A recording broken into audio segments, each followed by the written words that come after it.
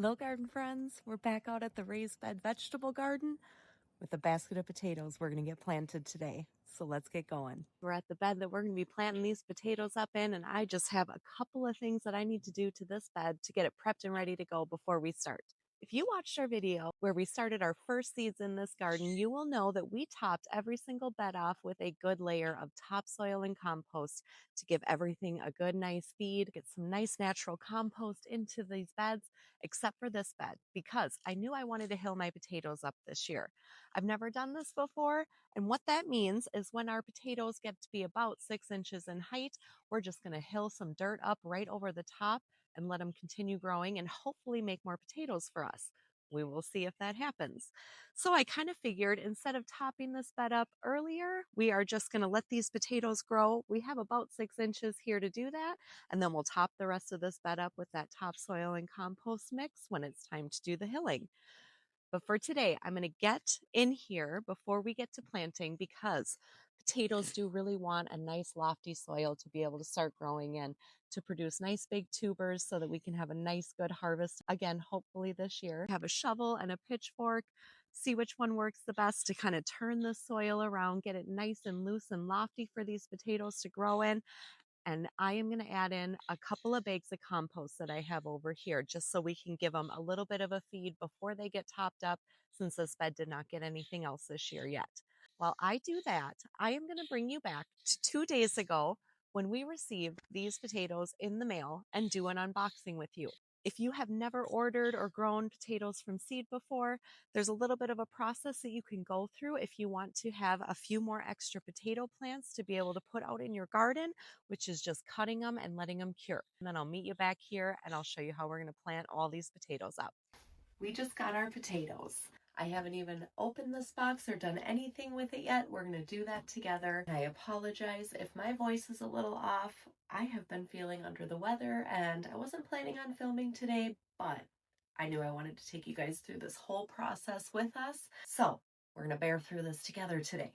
So I'm going to get this box opened up and I'll bring you in close so you can see what these potatoes look like in case you've never ordered seed potatoes before.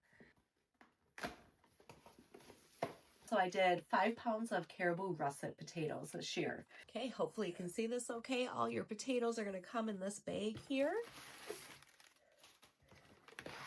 And this might have some dirt on it. Here are our seed potatoes. There are some good sized potatoes in here, so I'm going to show you the process that we are going to go through. All right. So already right here, you can see the eyes that are growing on these potatoes. These feel really good. Some of them are really long already. So you can see, especially like on this potato here, what we're going to do today, I'm going to cut this into 2 or 3 sections maybe. You want a couple of eyes to be staying on the potatoes and leave them an inch or so big. And some of the ones, if you get in here and notice, there's going to be smaller potatoes as well.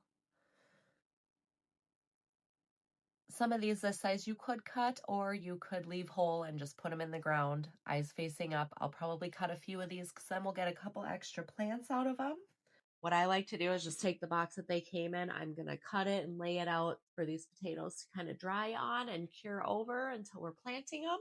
So I'll get this box cut up and we'll get into these potatoes. I'm going to bring you right in to show you, especially on this one. I'm going to cut these into 2 right there. But before I do that, and you don't want to damage any of these eyes if you can help it, since this is a bigger tuber, I'm just going to cut this off. Then I'm going to cut this one right down. Try not to damage this eye. Cut from that side. Sneak in. There we go. 2 more. I'm going to do the same thing with all of these. I'm just going to kind of set out what we got here. So this smaller potato, I'm going to say maybe. We'll see how many pieces we get. I don't need to cut them all.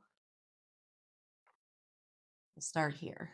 And you can just kind of look and start cutting into them.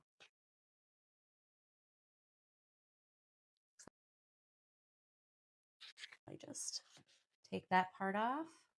You'll notice sometimes a lot of the eyes are growing in the same little spot or cluster. And so you could just leave some of those. I could cut this right in half. I could have one over here, one over here. I think that's what I'm going to do on this one.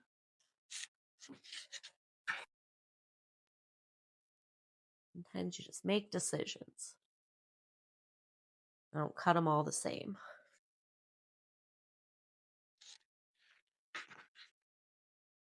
Hopefully we'll get a good handful of potatoes off of each of these plants. So we're close to halfway through. I'm just going to work my way through the rest of these potatoes the exact same way.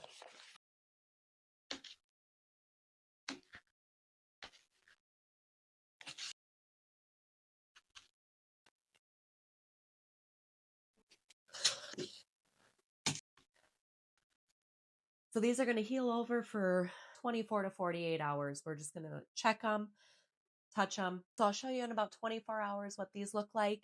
Then again, in 48 if we need to wait a little bit longer, and then we'll be planting. Here is a glimpse of what these potatoes were looking like 48 hours later. You can see all of that exposed area has kind of a skin over it. It's dried out a little bit. It wasn't quite there at the 24-hour mark, but we are there now 2 days later, and we are going to plant these potatoes up. Okay, back out in the garden.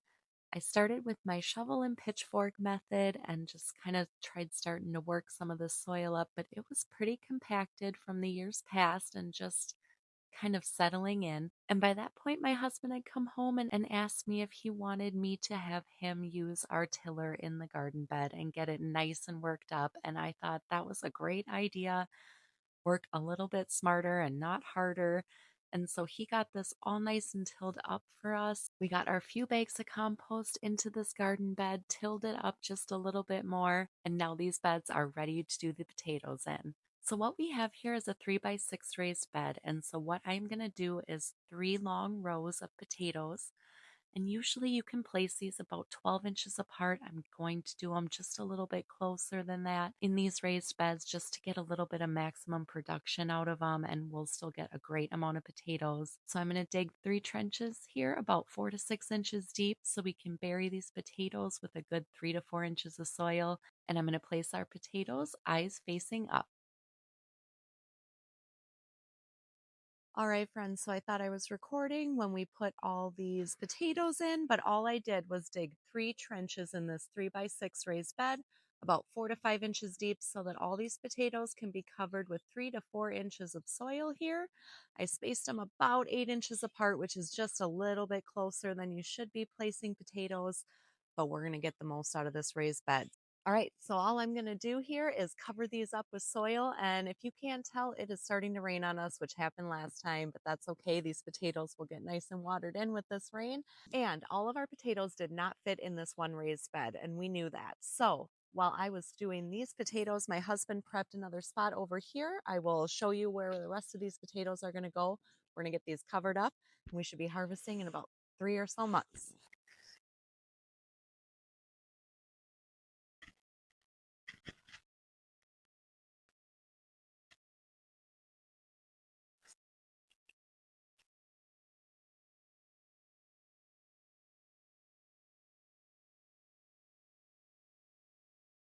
Okay, figured I'd give you a little backed up view of where we are at. My husband's at the bed. We just planted a majority of the potatoes in. The whole bed is potatoes.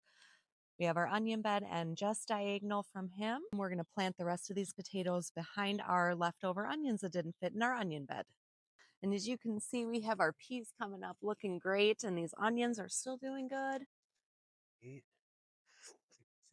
6. Thank you.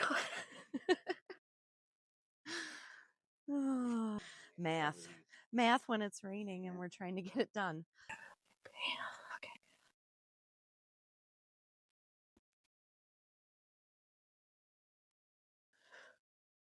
Ooh, try not to. We'll have a lot of peas. We'll be all right. Yeah, they just started coming up. It's gonna rain. And we'll just see what we get. 1.5 beds.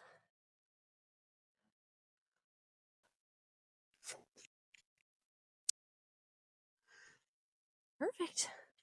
Looks good. All right, friends. Well, we seem to keep getting caught in the rain together while we're planting, but that is totally okay. I love that these plants are getting all watered in without me having to be out here. We are actually going to get rain for the next few days. So I will just make sure that when these are not getting rain, they are getting good and watered in, and keep them watered, especially during their flowering stage when they are about to start producing tubers. By then, we'll have given them some more topsoil and compost, hilling them up, giving them more good nutrients to grow on. And right after the rain has been done for a few days, we are going to get back out here because I have a whole bunch of things that we have over here hardening off that are going to be ready to get going in these garden beds. We have got some cauliflower, Brussels sprouts, broccoli, and I have to get a few more cabbage in for the year still. Stay tuned, and we're going to get the rest of this garden planted up if the rain was going to let us. So thank you for joining me in the garden today for another rainy day, getting planting done. Hope you enjoyed this video, and we can't wait to see you next time. Bye, friends.